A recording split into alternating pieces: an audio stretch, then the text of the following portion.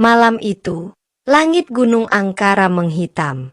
Petir menyambar, dan angin memekik seperti tangisan arwah yang terpenjara. Di puncak gunung, di bawah langit yang berwarna darah, berdiri sesosok perempuan renta berjubah hitam legam. Dialah Mak Lampir, penyihir agung dari masa silam, yang kini kembali mengguncang jagat tanah Jawa dengan niat jahatnya.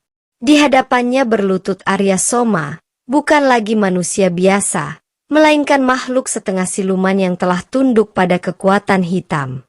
Mata Arya Soma memerah, tubuhnya menghitam berurat dan mengeluarkan hawa kematian. Anak itu, Tirta, desis Mak Lampir sambil mengangkat tongkat berujung tengkorak. Ia memiliki tanda ras cakra. Ia kunci pembuka gerbang alam gaib.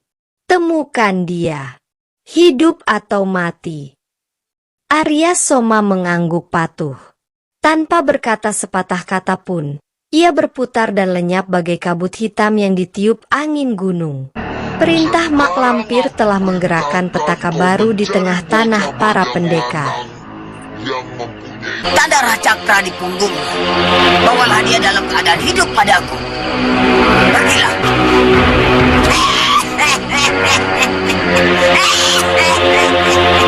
Sebentar lagi, aku akan menjadi penguasa dunia.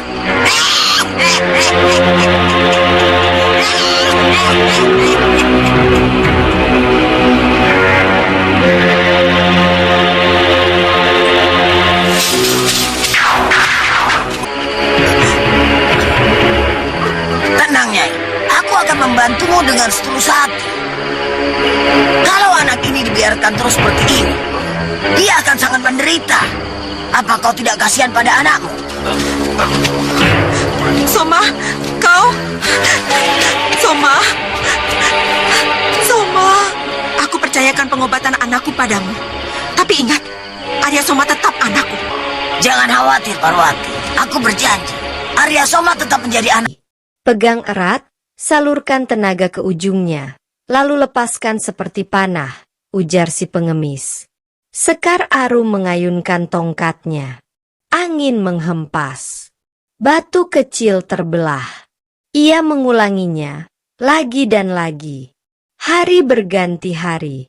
Ia jatuh, bangkit, terluka, bangkit lagi. Akhirnya, saat tongkatnya menghantam batu besar dan membuatnya hancur berkeping-keping, sang pendekar pengemis mengangguk puas. Kau sudah siap, Enduk. Kini jalani takdirmu. Aku harus pergi. Dunia belum aman. Sekar Arum menunduk hormat. Pendekar tapak 1000 menghilang bagai angin di balik hutan. Sementara itu, Tirta, bocah 10 tahun dengan tanda ras cakra di punggungnya, bersembunyi bersama Nyai Aanfini dan kakek Anggara. Mereka tahu Tirta sedang diburu oleh kekuatan jahat. Tanda di punggung Tirta bercahaya saat bulan purnama. Tanda itu adalah segel gaib kuno, warisan dari ras cakra, manusia penjaga batas antara dunia manusia dan alam siluman. Mak Lampir ingin menjadikannya tumbal. Arya Soma, walau telah berubah wujud, masih terikat oleh pengaruh gaib dan terus mencium jejak Tirta. Perburuan belum berakhir. Langit masih gelap.